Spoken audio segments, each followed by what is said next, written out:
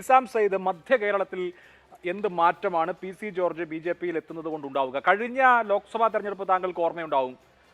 കഴിഞ്ഞ തവണ പത്തനംതിട്ടയിൽ ബി ജെ പിയെ ജയിപ്പിക്കാൻ വേണ്ടി നന്നായിട്ട് പണിയെടുത്ത ഒരാളാണ് പി സി ജോർജ്. അന്ന് അദ്ദേഹം ബി ജെ പിയിൽ ഇല്ലായിരുന്നു എന്നുള്ളതേ ഉള്ളൂ, പക്ഷേ അദ്ദേഹത്തിൻ്റെ പിന്തുണയുണ്ടായിരുന്നു. ആ തെരഞ്ഞെടുപ്പിൽ പക്ഷേ ബി ജെ പിയെ സംബന്ധിച്ച് അവിടെ പത്തനംതിട്ട ലോക്സഭാ മണ്ഡലത്തിൽ വളരെ മികച്ച വോട്ടുകൾ വാങ്ങിക്കാൻ വേണ്ടി കഴിഞ്ഞിട്ടുണ്ട്. 3 ലക്ഷത്തിന് തൊട്ടടുത്ത് വോട്ട് ബി ജെ പിക്ക് എത്തിക്കാൻ കഴിഞ്ഞിട്ടുള്ള ഒരു ലോക്സഭാ മണ്ഡലമാണ്. അപ്പോൾ പി സി ജോർജും അനുയായികളും നേരിട്ട് തന്നെ താമരയായി മാറുമ്പോൾ എന്ത് ചലനം ഉണ്ടാക്കുമെന്നാണ് താങ്കൾ വിചാരിക്കുന്നത്?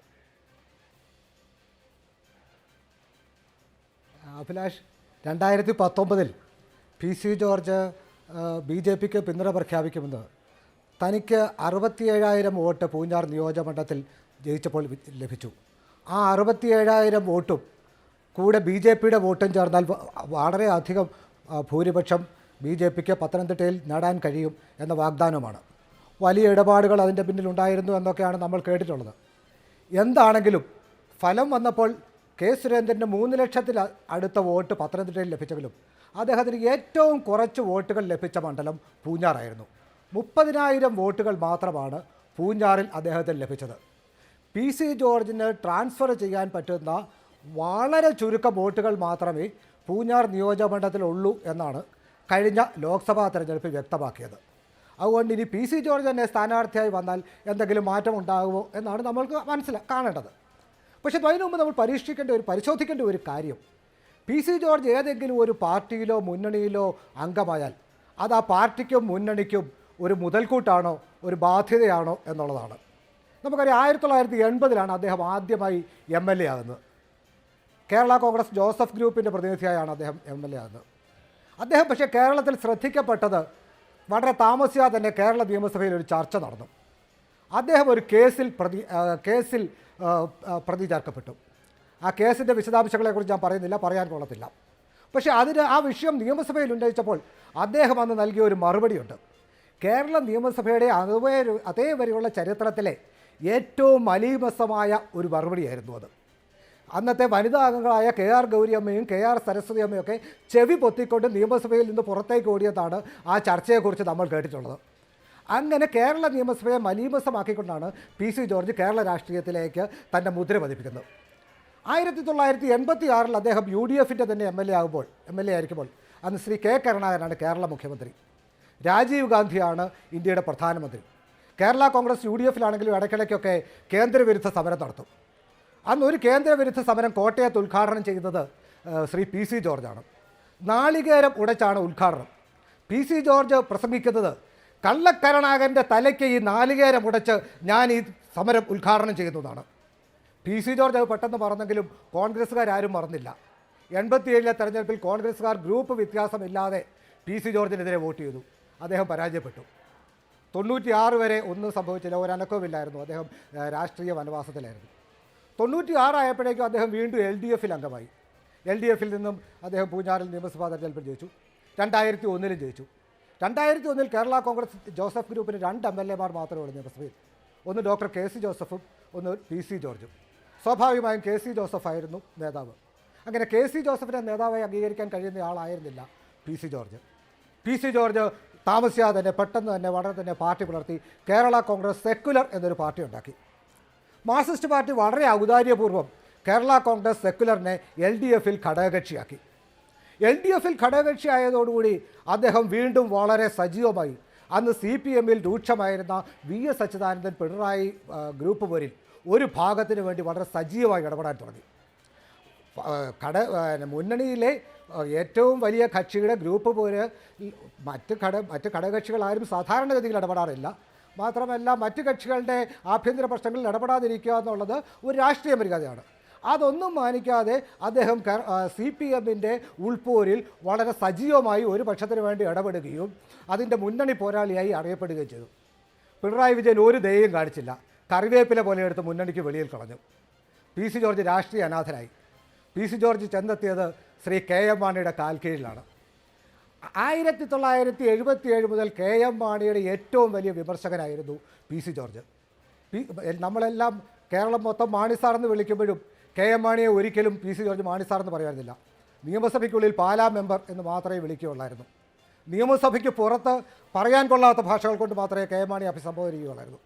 ആ കെ എം മാണിയുടെ കാൽക്കൽ സമയസ്ഥാപരാധവും ഏറ്റുപറഞ്ഞ് എൽ ഡി എഫിൽ നിന്നും പുറത്താക്കപ്പെട്ട പി സി ജോർജ് എത്തിപ്പെട്ടു. കാരുണ്യവാനായ കെ എം മാണി എല്ലാ തെറ്റുകളും പുറത്തു. പി സി ജോർജിന് അഭയം കൊടുത്തു. പി സി ജോർജിനെ പാർട്ടിയിൽ ചേർത്തു. പാർട്ടിയുടെ വൈസ് ചെയർമാനാക്കി. 2011 തെരഞ്ഞെടുപ്പിൽ മത്സരിപ്പിച്ച് വിജയിച്ചു. ആ പാർട്ടിയിൽ ചീഫ് വിപ്പ് ആക്കി. ചീഫ് വിപ്പ് ആക്കി കഴിഞ്ഞപ്പോൾ അദ്ദേഹത്തിന് പിന്നെ വലിയ വലിയ ആഗ്രഹങ്ങൾ വേറെയും ഇട്ടിട്ടു. അതിന് തടസ്സം ജോസ് കെ മാണിയാണെന്ന് കണ്ടപ്പോൾ അദ്ദേഹം ജോസ് കെ മാണിയെ സോളാർ കേസിൽ ഉൾപ്പെടുത്താനുള്ള ശ്രമം ആരംഭിച്ചു. ജോസ് കെ മാണി ഒരു കരുണയും കാണിച്ചില്ല. ജോസ് കെ മാണി പാർട്ടിയിൽ നിന്നും മുന്നണിയിൽ നിന്നും നിർദ്ദയം എടുത്തു കളഞ്ഞു. പിന്നെ വീണ്ടും എൽ ഡി എഫിൽ ചേരാനായി അദ്ദേഹത്തിൻ്റെ ശ്രമം. എൽ ഡി എഫ് സത്യസന്ധതയുള്ള മുന്നണിയാണ് എന്ന് അദ്ദേഹം കേരളം മൊത്തം പ്രസംഗിച്ചു നടന്നു. പഞ്ചായത്ത് തെരഞ്ഞെടുപ്പിൽ അദ്ദേഹത്തിൻ്റെ പാർട്ടിയും CPM തമ്മിൽ കോട്ടയം ജില്ലയിൽ സഖ്യവുമുണ്ടാക്കി. പക്ഷേ നിയമസഭാ തെരഞ്ഞെടുപ്പായപ്പോൾ പിണറായി വിജയൻ ഒരു ദയം കാണിച്ചില്ല. കെ എം മാണിയെ പോലെയല്ല, പിണറായി വിജയൻ വളരെ കൺസിസ്റ്റൻ്റ് ആയുള്ള നിലപാടായിരുന്നു. ഒരു കാരണവശാലും പി സി ജോർജിനെ ഇടതുപക്ഷ മുന്നണിയിൽ കയറ്റുന്ന പ്രശ്നമില്ല എന്ന നിലപാട് അദ്ദേഹം എടുത്തു. പി സി ജോർജിന് സ്വതന്ത്രനായി മത്സരിക്കേണ്ടി വന്നു. നിർഭാഗ്യവശാൽ രണ്ട് മുന്നണികളിലെയും സ്ഥാനാർത്ഥികൾ വളരെ ദുർബലരായ സ്ഥാനാർത്ഥികളായിരുന്നു. ആ സ്ഥാനാർത്ഥികളെ നിർത്തുന്നതിൽ CPM കോട്ടയം ജില്ലാ കമ്മിറ്റിക്കും ഒക്കെ പങ്കുണ്ടായിരുന്നു പറയുന്നത്. ദുർബലമായ സ്ഥാനാർത്ഥികളെ നിർത്തിയത്.